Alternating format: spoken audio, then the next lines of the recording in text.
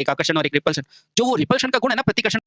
दोस्तों नमस्कार, जैसा कि आपको पता है कि हम सिंगल फेज मोटर पढ़ रहे हैं और इस वीडियो के अंदर हमने पिछले वीडियो में क्या पढ़ा था, ये आपके यूनिवर्सल मोटर वगैरह पढ़ी थी, ठीक है। अब छोटी-छोटी मोटर्स हैं जिनके बारे में जो महत्वपूर्ण तथ्य है जो आपको एग्जाम में पूछे जाते हैं उनके बारे में हम पढ़ेंगे और हम शुरू करते हैं। आज है रिपल्शन मोटर, है ना। अब आप में से कोई जानता है रिपल्शन मोटर क्या होता है? अरे यार, जैसे चुंबक का क्या होता है, दो गुण नहीं होते, एक आकर्षण और एक रिपल्शन। जो वो रिपल्शन का गुण है ना प्रतिकर्षण का सिद्धांत, बेटा उसी सिद्धांत पर ये मोटर कार्य करती है ना। चलो आ जाओ शुरू करते हैं। तो अगली मोटर है हमारी रिपल्शन मोटर। कौन सी है? Repulsion motor. बस पेन सही कर देता हूँ। अब ये जो है हमारी वो कौन सी मोटर है? Repulsion motor. Repulsion motor. बेटा इतना आसान क्वेश्चन आता है, किस सिद्धांत पर कार्य करती है और सब गलत बता देते हैं, जबकि इसका नाम ही बता देता है कौन से सिद्धांत पर कार्य करेगी। तो बेटा बोलना, जैसा कि ज्ञात होता है कि असमान ध्रुवों में क्या होता है हमेशा? प्रतिकर्षण। हाँ, जैसा कि हमें ज्ञात है कि हमें ज्ञात है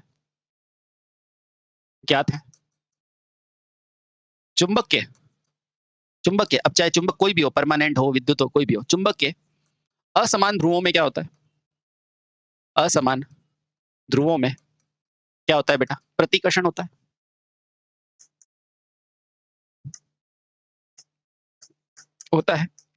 और बेटा इसी प्रतिकर्षण को अंग्रेजी में क्या बोला जाता है? रिपल्शन बोला जाता है। अतः बेटा इसी सिद्धांत पर अतः अतः इसी सिद्धांत पर कौन सी मोटर बेटा? रिपल्शन मोटर कार्य करती है। रिपल्शन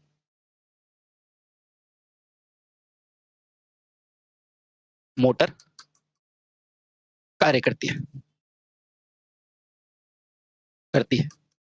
क्योंकि बेटा रिपल्शन को ही हिंदी में प्रतिकर्षण बोला जाता है, क्योंकि रिपल्शन को ही क्या कहा जाता है बेटा? को ही प्रतिकर्षण कहा जाता है। अब देखना बहुत आसान हो जाएगा ये आपके लिए। प्रतिकर्षण कहा जाता है। अब मुझे ये बताओ, क्या इसका स्टेटर अलग होगा? भाई स्टेटर पे तो वही सप्लाई दोगे, वही वाइंडिंग दोगे, वही सिंगल फेज सप्लाई दोगे, है ना। बस रोटर की संरचना अलग हो जाती है, ठीक है। तो लिखो बेटा, यही सिद्धांत इसके जन्म का कारण होता है। चुंबक का यही सिद्धांत इसके जन्म का क्या होता है बेटा? कारण। जन्म का कारण होता है, ठीक है। चलिए बहुत बढ़िया, शुरू करते हैं। अब देखो इस मोटर में भी बेटा एक स्टेटर होता है और ये क्या होता है बेटा? सारी एकल फेज मोटर के समान ही होता है। तो लिखो बेटा, इसमें भी एकल फेज मोटर के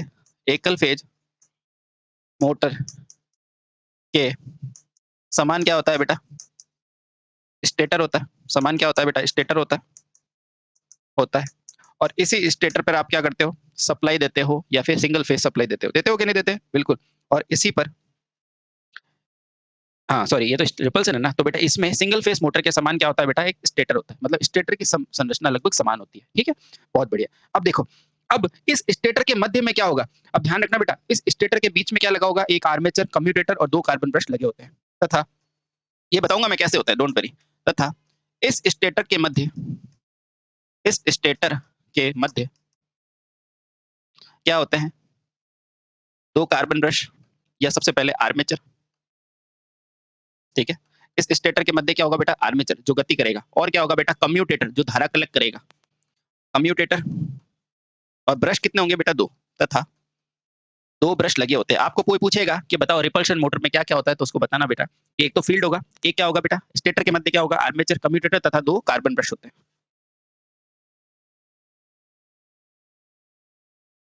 ब्रश होते हैं, ठीक है। इसके पार्ट्स बता दोगे? ठीक है, पार्ट्स बता देंगे। अच्छा, अब बेटा क्या होगा पता है? साथ ही ये आर्मेचर वाइंडिंग को बेटा किससे शॉर्ट करके रखते हैं? आर्मेचर को बेटा कार्बन ब्रशों की मदद से शॉर्ट सर्किटेड किया जाता है। तो क्या लिखोगे? साथ ही आर्मेचर वाइंडिंग को कार्बन ब्रशों की मदद से शॉर्ट सर्किट किया जाता है। अभी बताएंगे बेटा सब कुछ। साथ ही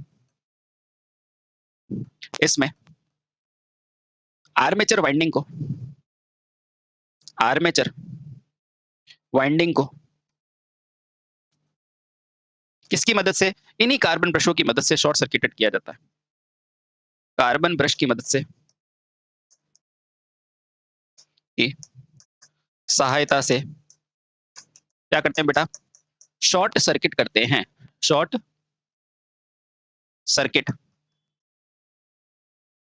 करते हैं। तो बेटा ये सारी चीजें तो आपको प्राइमरी तौर पर पता होनी ही चाहिए। अब बेटा ये लगती कैसे है उसको बनाते हैं। देखो फिर से ये लगती कैसे है, तो सबसे पहले तो वही स्टेटर बना दो। ये स्टेटर का कौन सा होगा बोलो, एन पोल, है ना। अच्छा, और ये स्टेटर का कौन सा होगा बेटा, एस पोल, है ना। ये क्या है बेटा, ये स्टेटर का भाग है, ये पूरा आगे यूं मिलता है, ठीक है, ध्यान रखना। ये क्या है, एन पोल, और ये क्या है बेटा, एस पोल, है ना। ये स्टेटर के क्या है, मुख्य ध्रुव है, ठीक है सर। इससे ही मैग्नेट पैदा होगा, बिल्कुल इससे ही मैग्नेट पैदा होगा। और बेटा ये क्या पैदा करेगा, स्टेटर का चुंबकीय फ्लक्स, ये रहा। ये क्या है, फाई एम, और ये दोनों है क्या बेटा, स्टेटर। और स्टेटर का चुंबकीय क्षेत्र, चुंबक के बाहर क्या होता है, एन से एस होता है कि नहीं, आप सभी को पता है। ये एन और एस है, चुंबक के बाहर हमेशा इसका पथ कैसा होता है, एन से एस, और अंदर क्या होता है, एस से एन। बेटा ये बाहर है तो एस से एन से एस, ठीक। चल बहुत बढ़िया। अब आपने क्या लिखा है, इसके मध्य में आर्मेचर होगा, कम्यूटेटर होगा, कार्बन ब्रश होगा, है ना। सबसे पहले क्या बनाओगे, आर्मेचर। ये बनाया मैंने आर्मेचर। बोलो कोई दिक्कत है क्या, ठीक है। हाँ, इस आर्मेचर के जस्ट बाहर ही होता है बेटा क्या, कम्यूटेटर। हाँ, और बेटा इसमें जो वाइंडिंग की जाती है, इसके अंदर जो वाइंडिंग की जाती है, उस वाइंडिंग को बेटा किसकी मदद से शॉर्ट सर्किट किया जाता है। मान लो बेटा यहाँ पर मेरा है ब्रश, ये क्या है ब्रश, और यहाँ पर भी बेटा क्या है ब्रश। ये B1 ले लो और ये B2, इसको क्या बोलेंगे बेटा, ब्रश। और आपने क्या लिखा है, वापस चलो, आपने लिखा है बेटा कि साथ ही आर्मेचर वाइंडिंग को क्या करते हैं बेटा, कार्बन ब्रश की मदद से शॉर्ट सर्किट करते हैं। तो कैसे करोगे, मशीन के अंदर शॉर्ट सर्किट करने के लिए क्या होता है बेटा, यहाँ से तार लिया और यहाँ से बेटा क्या कर दिया, इसको शॉर्ट सर्किट। क्यों किया, जरूर बताएंगे बेटा। शॉर्ट सर्किट में धारा बहेगी फैराडे के नियम से, और फिर वहां पे मैग्नेटिक फील्ड आएगा, इसलिए। भाई अपने पास वो तो है नहीं कि स्टेटर के अंदर, जैसे साइडेड में क्या किया था अपन ने, स्टेटर के अंदर स्लॉट काट दिया था, है ना। इसमें कोई व्यवस्था है क्या, नहीं है। तो बेटा इसमें हमने क्या किया, अब आर्मेचर में होशियारी की कि आर्मेचर को शॉर्ट कर देते हैं, है ना। ये क्या हो गया बेटा, शॉर्ट सर्किटेड, शॉर्ट सर्किट। अब देखना बेटा, इसके अंदर धारा जाएगी और मैग्नेट इसमें ही बनेगा, ठीक है। बोलो समझ में आया, शॉर्ट सर्किटेड कर दिया। बोलो आराम से देखो बेटा, अभी तक कोई ऐसी चीज जो मैंने लिखा ही नहीं और आपको बताई हो। यहाँ पर बेटा सिर्फ एक चीज ध्यान रखी जाती है, क्या ध्यान रखी जाती है, आपसे पूछेगा ये बाहर का हिस्सा कौन सा है, तो बोलना कम्यूटेटर, ठीक है। अब ये जो शॉर्ट सर्किटेड किया है, किसको किया बेटा, ये इसके वाइंडिंग्स, इसकी वाइंडिंग्स को किया है, आर्मेचर की वाइंडिंग्स को, ठीक है। ये देखो शॉर्ट सर्किट हुआ ब्रश की मदद से, ये देखो ये वाइंडिंग है, इसको पूरा इसको शॉर्ट कर दिया, ये देखो ये वाइंडिंग है, इसको शॉर्ट कर दिया, समझ रहे हो, बिल्कुल। अब देखो कार्बन ब्रश को स्टेटर चुंबकीय क्षेत्र से 20 डिग्री अंतर पर स्थापित किया जाता है। ये जो कार्बन ब्रश है ना, उसको बेटा 20 डिग्री के अंतर पर स्थापित किया जाता है। क्यों, क्योंकि इसको तेज या सादा घुमाना है। तो लिखना बेटा, इस मोटर पर उचित मात्रा में प्रतिकर्षण बल लगे, प्रतिकर्षण बल लागू हो। अतः किससे बेटा, ये जो कार्बन ब्रश है ना, अतः कार्बन ब्रश को, ये क्वेश्चन पूछा जाता है बेटा, ध्यान रखना। अतः कार्बन ब्रश को किससे बेटा, ये मुख्य चुंबकीय अक्ष, ये है मुख्य चुंबकीय अक्ष। अतः कार्बन ब्रश को मुख्य चुंबकीय अक्ष से, मुख्य चुंबकीय अक्ष से कितने डिग्री पर बेटा, 20 डिग्री पर रखा जाता है, 20 डिग्री पर रखा जाता है। अभी बताएंगे बेटा क्यों, क्योंकि यहाँ से क्या टॉर्क अच्छा लगता है, रखा जाता है, ठीक है। अब अगर मोटर को बेटा यहाँ पे रखोगे ना 20, तो ये क्लॉकवाइज घूमेगी, इधर रखोगे तो एंटी क्लॉकवाइज, क्योंकि प्रतिकर्षण का सिद्धांत लग रहा है। क्यों, क्योंकि लेंज के नियम के अनुसार इसमें क्या पैदा होगा, धारा, ठीक है। अभी बताऊंगा, डोंट वरी। ये चीज समझ में आई क्या, अगर ये चीज समझ में आ गई तो अब इसकी कार्यप्रणाली को आप अच्छे से समझ पाओगे। समझे कार्यप्रणाली, ठीक है। तो अब बेटा इसकी कार्यप्रणाली को हम समझते हैं कि मोटर कार्य कैसे करती है। कार्यप्रणाली यानी कि ये कार्य कैसे करती है, ठीक है। चलिए अब देखो बेटा, सबसे पहले देखो आराम से, सबसे पहले इस मोटर के स्टेटर पर क्या दी बेटा आपने, एकल फेस वाइंडिंग दी, है ना, यानी एकल फेस सप्लाई दी। उससे बेटा स्टेटर पर क्या हुआ, चुंबकीय क्षेत्र बना, ठीक है। और बेटा उससे ट्रांसफॉर्मेशन की क्रिया हुई, और देखो आर्मेचर में क्या पैदा हुआ बेटा, विद्युत वाहक बल। और आर्मेचर के कंडक्टर देखो आगे क्या है बेटा, शॉर्ट सर्किटेड है कि नहीं है। तो बेटा वहां पर भी क्या होगा, वहां पर भी देखो अपोजिट पोलर के क्या बनेंगे बेटा, चुंबकीय क्षेत्र बनेंगे, और रोटर घूमने लगेगा। समझ में आया, मैं समझाता हूँ। यहाँ पर आपने सप्लाई दी, तो बेटा यहाँ का चुंबकीय क्षेत्र बना, है ना। अब देखो फैराडे के नियम के अनुसार बेटा ये आर्मेचर के कंडक्टर फ्लक्स काटेंगे, और जैसे ही काटेंगे तो बेटा ईएमएफ बनेगा। लेकिन ईएमएफ बनने का मतलब क्या, ईएमएफ तब कार्य करेगा, ये ईएमएफ बनेगा, और बेटा जब मैंने इसके कंडक्टर को शॉर्ट सर्किट कर दिया कार्बन से, तो बेटा इसके अंदर धारा प्रवाहित होने लगेगी, है ना। और लेंज के नियम के अनुसार ये धारा क्या होती है बेटा, प्रवाहित फ्लक्स का विरोध करेगी, और इसके विपरीत दिशा में बेटा एक फ्लक्स उत्पन्न करेगी। और बेटा जब दो टॉर्क आएंगे तो इसको घूमने वाला चुंबकीय क्षेत्र नहीं मिल जाएगा, जब दो फ्लक्स आएंगे और टॉर्क बन जाएगा, क्योंकि घूमने के लिए दो फ्लक्स चाहिए। बेटा ये इसका सिद्धांत है। समझ गए? अब देखो मैं इसको लिखाता हूँ। जब इस मोटर के जब इस मोटर के स्टेटर पर क्या दिया जाता है बेटा? एकल फेज वाइंडिंग दी जाती है। सबका सिद्धांत लगभग सेम ही है बेटा, ध्यान रखना है ना। फेज वाइंडिंग, एकल फेज सप्लाई दी जाती है, सप्लाई दी जाती है ना? दी जाती है। तो क्या होगा बेटा? इसका मुख्य चुंबकीय क्षेत्र स्थापित होगा। तो सबका सिद्धांत लगभग सेम ही है बेटा, ध्यान रखना है ना। तो क्या होता है बेटा? मुख्य चुंबकीय क्षेत्र स्थापित होता है। मुख्य चुंबकीय क्षेत्र स्थापित होता है। हुआ कि नहीं? स्थापित होता है। देखो, जब इसमें धारा दी तो ये मुख्य चुंबकीय क्षेत्र स्थापित हो गया। हुआ? बिल्कुल हुआ। स्थापित होता है, बिल्कुल सही है। अब क्या होगा बेटा? अब देखो, इस प्रत्यावर्ती धारा के कारण बेटा क्या होगी? आर्मेचर में विद्युत वाहक बल उत्पन्न होगा तथा फैराडे के नियम के अनुसार, वापस सर फैराडे आ गया, बिल्कुल फैराडे है भाई, सिंगल फेज मोटर है तो फैराडे नहीं आए तो कौन आएगा? फैराडे। तथा फैराडे के नियम के अनुसार अनुसार जब आर्मेचर के चालक यानी कि आर्मेचर चालक मुख्य फ्लक्स को काटेंगे, मुख्य फ्लक्स को काटेंगे। सर कहाँ काट रहे हैं? अरे यार ये देखो, ये यहाँ से जा रही है तो काटा ना। मुख्य फ्लक्स को काटेंगे, काटेंगे तो बेटा क्या होगा? तो क्या उत्पन्न होगा? एक विद्युत वाहक बल उत्पन्न होगा। क्यों? क्योंकि फैराडे तो कहता है कि ई समानुपाती डी फाई, है ना? हाँ, तो किस में उत्पन्न होगा बेटा? आर्मेचर में। तो आर्मेचर में एक क्या उत्पन्न होगा बेटा? एक विद्युत वाहक बल उत्पन्न होता है। एक विद्युत वाहक बल उत्पन्न होता है। अब इससे क्या होगा? अब मैंने इस आर्मेचर की वाइंडिंग को क्या की? कार्बन ब्रशों की सहायता से शॉर्ट सर्किट कर रखा है, ध्यान रखना। अब हमने इस आर्मेचर वाइंडिंग को किसकी मदद से बेटा? कार्बन ब्रश की मदद से, कार्बन कार्बन ब्रश की सहायता से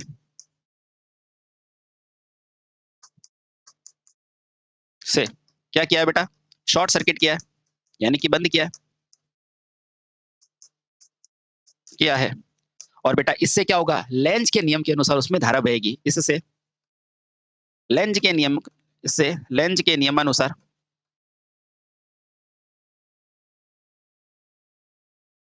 इसमें क्या होगी बेटा? इसमें धारा बहेगी, ठीक है ना? और इसी प्रेरित धारा द्वारा प्रेरित धारा द्वारा क्या होगा बेटा? आर्मेचर में भी क्या होगा बेटा? एक चुंबकीय क्षेत्र स्थापित हो जाएगा। आर्मेचर में भी क्या होगा बेटा? चुंबकीय क्षेत्र स्थापित हो जाएगा। आर्मेचर में भी चुंबकीय क्षेत्र स्थापित हो जाता है।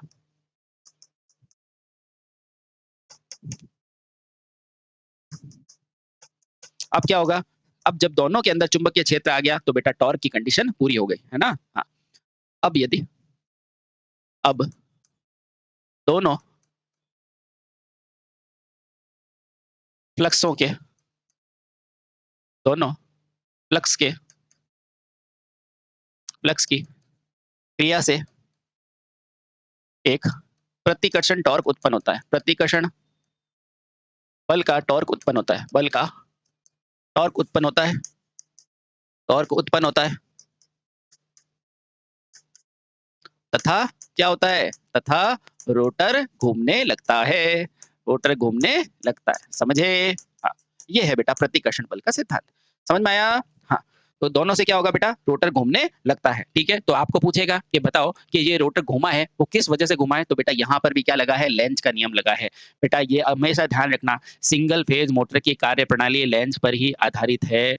फिर से बोल रहा हूँ बेटा, अच्छे अच्छे लोग बेवकूफ बन जाते हैं। आपको पता होना चाहिए सिंगल फेज मोटर का कार्य सिद्धांत क्या होता है? बेटा होता है विद्युत चुंबकीय प्रेरण। लेकिन बेटा कार्य प्रणाली हमेशा लेंज के नियम के अनुसार ही होगी, क्योंकि रोटर को लेंज ही घुमाएगा, चाहे कोई भी सिंगल फेज मोटर हो। समझ में आया? इसलिए बेटा कहते हैं ढंग से पढ़ना चाहिए, ठीक है? तो ध्यान रखना, ध्यान रखना। तो यहाँ मैं स्टार बना के लिख देता हूँ, नोट अगर बेटा सिंगल फेज मोटर का देखो, यहाँ पर मैंने लेंज का नियम लिखा है ना, ये देखो लेंज के नियम अनुसार है ना, सिंगल फेज मोटर का अगर बेटा आपको सिद्धांत पूछे, है ना, तो बेटा उसको क्या बताओगे? विद्युत चुंबकीय प्रेरण। विद्युत चुंबकीय प्रेरण। बेटा आपको क्या अच्छे बच्चों को नहीं आता है ना, ध्यान रखना। लेकिन बेटा अगर आपको पूछे कि सिंगल फेज मोटर की कार्यप्रणाली, सिंगल फेज कोई भी मोटर हो बेटा, उसकी कार्यप्रणाली का शब्द पूछे तो बेटा क्या बनाना? कार्यप्रणाली हमेशा किसके आधार पर होती है? तो वो लेंज के नियम पर आधारित होती है, लेंज के नियम पर आधारित होती है। ये क्वेश्चन बेहद आसान है और हम जल्दबाजी में हमेशा बेटा चुंबकीय प्रेरण लगा के आते हैं, कार्यप्रणाली पूछता है और नंबर कटा के आते हैं, ध्यान रखना। ठीक है, ये बेहद इंपॉर्टेंट लाइन है बेटा, ध्यान रखना। ठीक है, अगर आपको कार्यप्रणाली पूछे तो बेटा लेंज का नियम ही लगाना, क्योंकि लेंज के नियम के बिना ये घूमना संभव नहीं है। ठीक है, विद्युत चुंबकीय प्रेरण से तो क्या होगा? आप स्टेटर को सप्लाई दोगे और रोटर में चली जाएगी, इतना होगा। ठीक है, समझ गए? ठीक है, ठीक है। अब देखो बेटा इसके अंदर प्रमुख गुण क्या होते हैं, यानी कि इसकी संरचना के गुण क्या होते हैं, कि क्यों ये मोटर बनी थी, उसके बारे में हम पढ़ने के लिए कोशिश करते हैं। तो अब क्या पढ़ेंगे बेटा? इस मोटर की संरचना गुण। अगला, इस मोटर की संरचना गुण, संरचना या फिर इसके गुण क्या-क्या है? ठीक है, तो पहला गुण तो क्या है बेटा? इस मोटर का मूल्य अधिक है और ये थोड़ी-सी जटिल है। देखो, अब आप कोई ऐसी मोटर बनाओगे, उसके रोटर को शॉर्ट सर्किट करोगे, तो बेटा अंदर भी चालक की ज़रूरत होगी। हाँ, तो बेटा ये क्या बन जाती है? जटिल मोटर बन जाती है ना? हाँ, तो लिखना बेटा, पहला पॉइंट, क्योंकि इस मोटर के आर्मेचर वाइंडिंग को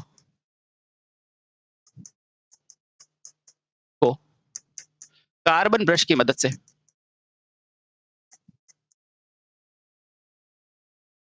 से क्या किया जाता है बेटा?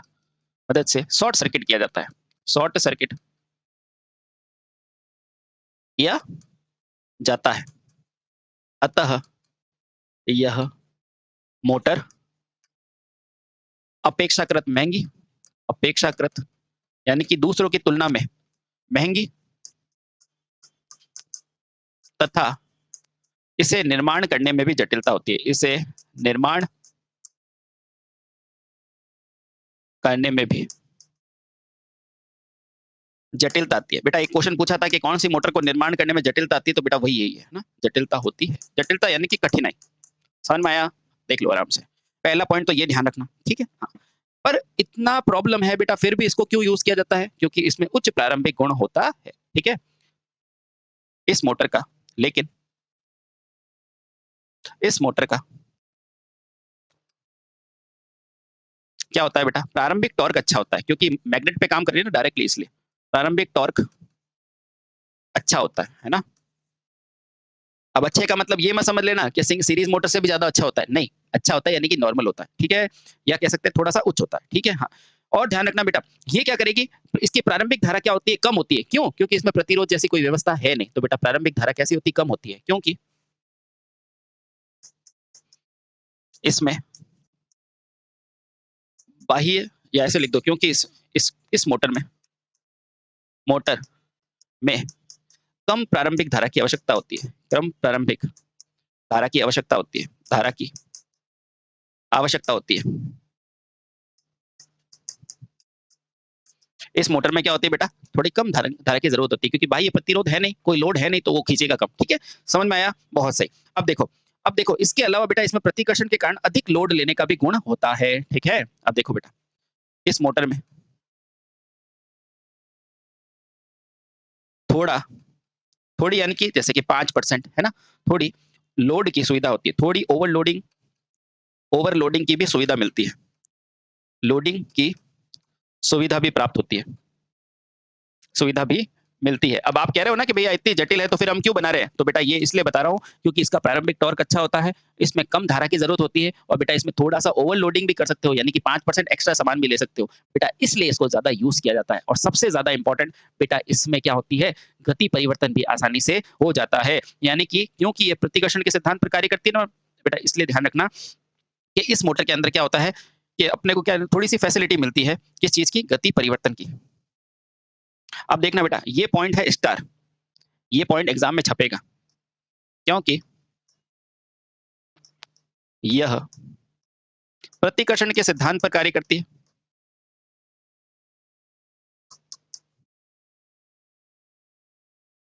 पर कार्य करती है।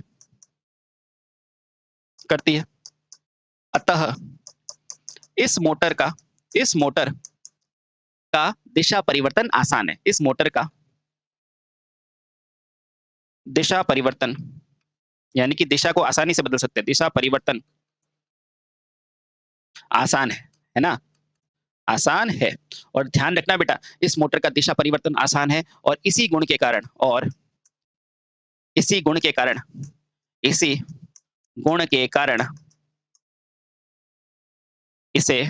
इसे महंगी तथा जटिल होने पर भी यूज किया जाता है। महंगी तथा जटिल संरचना होने के बावजूद भी यूज किया जाता है। संरचना होने के बावजूद भी क्या मिलती है? भी लोकप्रियता मिलती है। बेटा ये क्वेश्चन पूछा जाता है, मिलती है कि ऐसा क्या कारण है कि बेटा इसकी संरचना इतनी जटिल है, इतनी महंगी है, फिर भी इसको ज्यादा यूज करते हैं। तो बेटा इसका दिशा परिवर्तन बहुत ज्यादा आसान है। दिशा परिवर्तन क्यों? क्योंकि ये प्रतिकर्षण के सिद्धांत पर कार्य करती है। ये क्वेश्चन पेपर के लिए बड़ा इंपॉर्टेंट है बेटा, ध्यान रखना। देखो, इसका दिशा परिवर्तन आसान है, और इसी गुण के कारण इसे महंगी तथा जटिल संरचना होने के बावजूद इसको कैसे बिठाएंगे? चलो कोशिश करते हैं। अरे नहीं मिटी, चलो कोई बात नहीं, ऐसे मिटाएंगे। हाँ, ये लो के बावजूद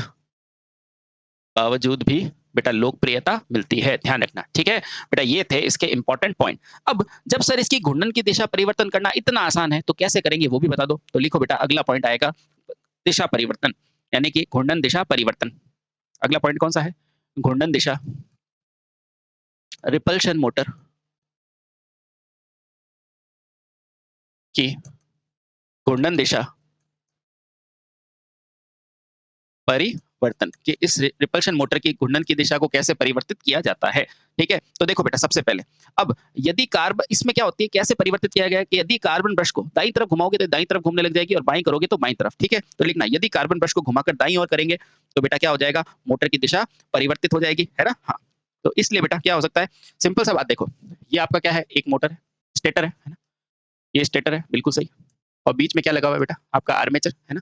और इसको मैंने कार्बन ब्रश को यहाँ कर दिया, ठीक है, ये रहे। अच्छा, दूसरा मैंने एक और ले लिया बेटा, ये डायरेक्ट आपको चित्र दिखा के पूछ सकता है, ध्यान रखना। हाँ, तो ये क्या हो जाएगा? एन, ये है एस, और बेटा ये है आपका आर्मेचर। और अब मैंने क्या कर दिया? कार्बन ब्रश को थोड़ा सा घुमा के बाईं ओर कर दिया, ठीक है। अब कार्बन ब्रश को तो शॉर्ट करना है, तो ये शॉर्ट कर दिया, ये लो। और इसको भी शॉर्ट करना है, तो ये शॉर्ट कर दिया। अब देखो, अब क्या हुआ, जल्दी से देखो। ये क्या चीज है? यहाँ पर भी आपने क्या किया, जैसे ये मुख्य रेखा है ना, तो बेटा यहाँ से कार्बन ब्रश को कितना किया है? 20 डिग्री पे किया है, ध्यान रखना। और उसी तरह बेटा इसको भी आपने क्या किया है? 20 ही डिग्री पर इधर शिफ्ट किया है, ठीक है, ध्यान रखना। ये 20 डिग्री है। अब बताओ क्या होगा, यदि कार्बन ब्रश को घुमाकर दाईं तरफ करेंगे तो बेटा स्टेटर चुंबकीय क्षेत्र भी 20 डिग्री हो जाएगा, और दिशा परिवर्तन आसानी से संभव हो जाएगा, ठीक है। अब देखो, जैसे ही मैंने इसको 20 डिग्री घुमाया तो बेटा स्टेटर का परिवर्तन भी 20 डिग्री हो गया, और मुझे टॉर्क मिल गया। और जैसे ही मैं इधर करूंगा तो बेटा इस तरफ टॉर्क मिल जाएगा, क्यों? क्योंकि ये प्रतिकर्षण ही तो है ना। तो ध्यान रखना बेटा, अर्थात यदि कार्बन ब्रश को 20 डिग्री दक्षिणावर्त घुमा दिया जाए, घुमा दे, तो क्या हो जाएगा बेटा? ये दक्षिणावर्त घूमने लग जाएगा। तो घूमने की दिशा क्या हो जाएगी बेटा? दक्षिणावर्त हो जाती है। कब? जब पोल एन इधर हो, एस इधर हो, ठीक है, ध्यान रखना। यदि इस स्थिति में कार्बन ब्रश को क्या किया बेटा? 20 डिग्री वामावर्त घुमा दिया, 20 डिग्री वामावर्त घुमा देंगे, घुमा दे, तो रोटर कहाँ घूमेगा? यानी कि आर्मेचर की घूमने की दिशा वामावर्त हो जाएगी। आर्मेचर की दिशा क्या हो जाएगी बेटा? वामावर्त हो जाएगी, यानी कि एंटी क्लॉकवाइज हो जाएगी। समझ गए? बिल्कुल। अब सुनना बेटा, अब सुनना, यहां तक ही सीमित नहीं है, इसका मतलब इसका दिशा परिवर्तन बेहद आसान है ना? यानी कि इसको बेटा सेम दिशा में दक्षिणावर्त तथा वामावर्त दोनों ही दिशाओं में चलाया जा सकता है, ठीक है? ये कब है? जब मेरा n इधर हो, s इधर हो। ये आपको नहीं पूछेगा, बस थोड़ा ध्यान रखने के लिए बताया, ठीक है? तो लिखना बेटा रिपल्शन मोटर की अधिकतम दिशा दक्षिण दिशा में भी हो सकती है, शून्य तथा पूर्ण। अब इसका स्पीड कंट्रोल जो है वो क्लॉकवाइज डायरेक्शन में भी मैक्सिमम तक, एंटी क्लॉकवाइज में भी मैक्सिमम और शून्य तीनों पे संभव है। तो लिखना बेटा रिपल्शन मोटर में घूर्णन दिशा नियंत्रण, यानी कि इस मोटर में घूर्णन दिशा नियंत्रण दक्षिणावर्त दिशा में अधिकतम, यानी कि क्लॉकवाइज दिशा में अधिकतम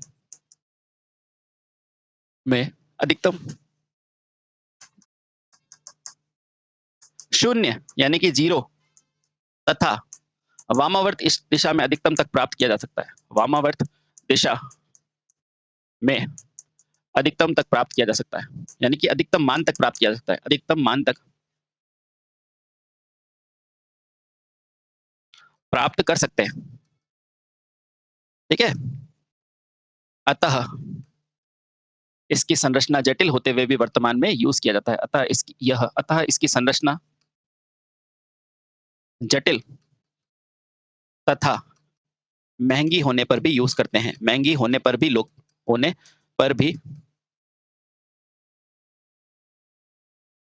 भी इसे क्या करते हैं बेटा? इसे प्रयोग करते हैं, इसे प्रयोग लेते हैं, ठीक है? हाँ। यानी कि इसमें बहुत अच्छा। अब इसका यूज कहाँ करेंगे? अब मुझे पता है बहुत बारीक काम होते हैं ना, जैसे मान लो इस पोल की वाइंडिंग करनी है मुझे, है ना? तो बेटा इसमें जो पोल वाइंडर्स होते हैं ना, वो भी इसको ज्यादा यूज करते हैं। इसका सर्वाधिक यूज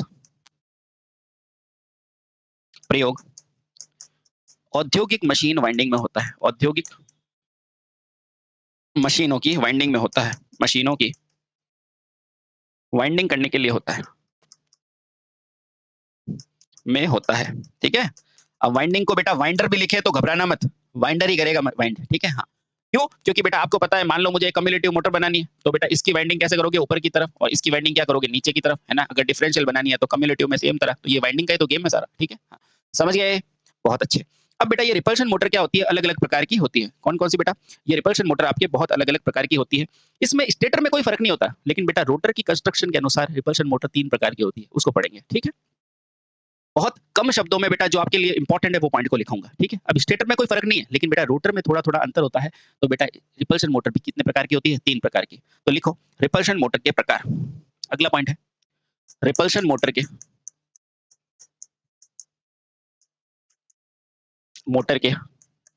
प्रकार। बेटा ये क्वेश्चन तो आपको यहीं से पूछेगा कि बताओ कौन कौन से प्रकार है ना? आपके आईटीआई में तो ज्यादातर इसका ही होता है। सबसे पहले तो लिखना प्राय सभी स्टेटर मोटर की संरचना, यानी कि स्टेटर संरचना समान होती है। बेटा यह कंफ्यूज करता है क्या स्टेटर अलग अलग होता है? तो नहीं। तो लिखना प्राय या ज्ञात है सभी सभी रिपल्शन मोटर की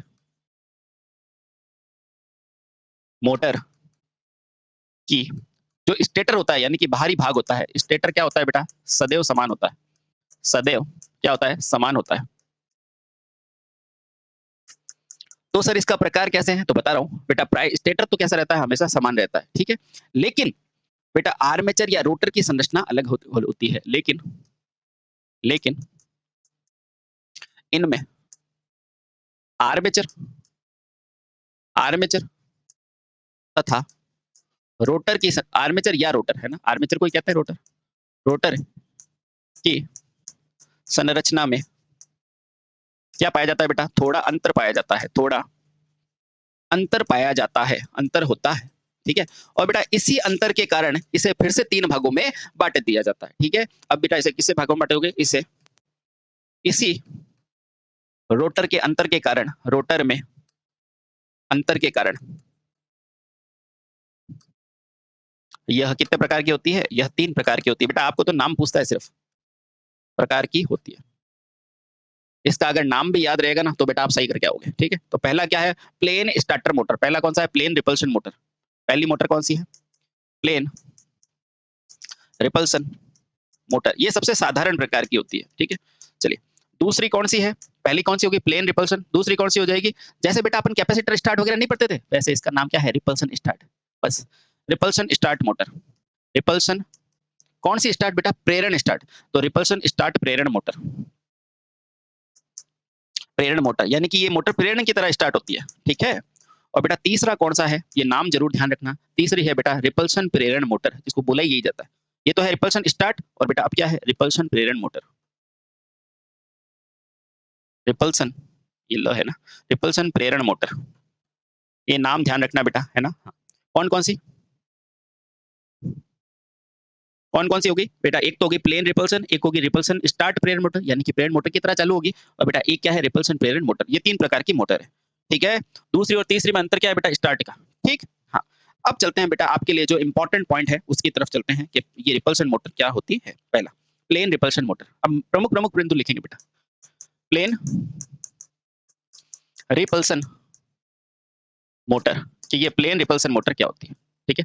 चलिए पहला पॉइंट, सबसे पहले तो बेटा ये डायरेक्ट ये पॉइंट लेता है कि ये क्या होती है, तो बेटा ये सामान्य प्रकार की मोटर होती है, यह सबसे सामान्य प्रकार है, यह रिपल्सन मोटर का सबसे सामान्य प्रकार है। ये क्वेश्चन पूछता है बेटा, यह रिपल्सन मोटर का, और अपन को क्या है ज्यादा होशियारी करते ना तो बेटा प्रेरण लगा के आते हैं तो गलत है, तो प्लेन रिपल्सन मोटर सबसे सामान्य प्रकार है, यह रिपल्सन मोटर का सबसे सामान्य प्रकार है।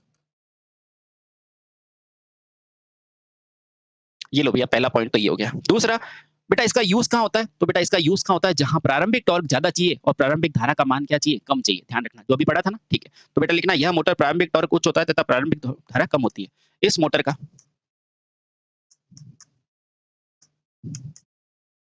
प्रारंभिक टॉर्क टॉर्क उच्च तथा प्रारंभिक धारा क्या होती है, कम, क्योंकि एक्स्ट्रा लोड है ही नहीं अभी, तथा प्रारंभिक धारा कैसी होती है बेटा, कम होती है, धारा क्या होती है बेटा, कम होती है, कम होती है, ये लो, ठीक है। दूसरा पॉइंट, अच्छा तो बेटा इसका यूज कहाँ करते हैं, तो बेटा क्रेन देखिए आपने, क्रेन जो कोई सामान वगैरह ले जाती है तो बेटा उसमें यूज करते हो, तो आपको पूछा जाता है निम्न में से कौन सी रिपल्शन मोटर को क्रेन में यूज करते हैं, तो बेटा इसी को करते हैं। इस मोटर का उपयोग क्रेन में किया जाता है, इस मोटर का उपयोग जब पूछेगा ना बेटा क्रेन में और ऑप्शन सिर्फ सिंगल फेज होंगे ना तो इसका नाम लिखना प्लेन रिपल्शन, उपयोग कहाँ किया जाता है, क्रेन में किया जाता है। सर क्रेन में तो डीसी सीरीज भी करते हैं बेटा, ऑप्शन में अगर बोला ना जब सिंगल फेज होगा तो इसका बताना, क्रेन में किया जाता है, किया जाता है, ठीक है। इस मोटर का उपयोग कहाँ होता है बेटा, क्रेन के अंदर होता है, ठीक है। अच्छा इस मोटर के अंदर विशेषता क्या होती है कि इसको ब्रश की स्थिति जो होती है ना बेटा वो क्षेत्र ध्रुव से 20% आगे रखती है ताकि अधिकतम गति प्राप्त हो, ये तो आपको पता है ना। तथा इस मोटर में भी, तथा इस मोटर में अधिकतम गति के लिए, अधिकतम गति के लिए क्या करते हो बेटा, तो अधिकतम गति प्राप्त करने के लिए बेटा हमेशा क्या करते हैं, अधिकतम गति प्राप्त करने के लिए